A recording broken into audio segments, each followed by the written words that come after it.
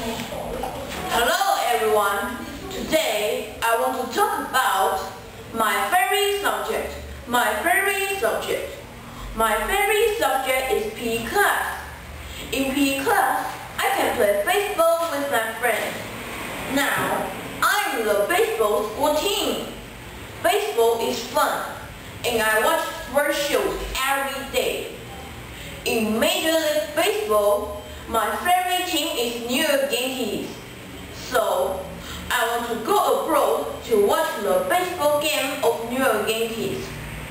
And I want to talk with foreigners about the game. Therefore, I have to work hard on my English. My English teacher is great. She teaches me a lot of things. And I want to be an English teacher when I grow up, because I love English. In the end, I really appreciate my English teacher and my PE teacher, because they help me a lot. Thank you for your listening.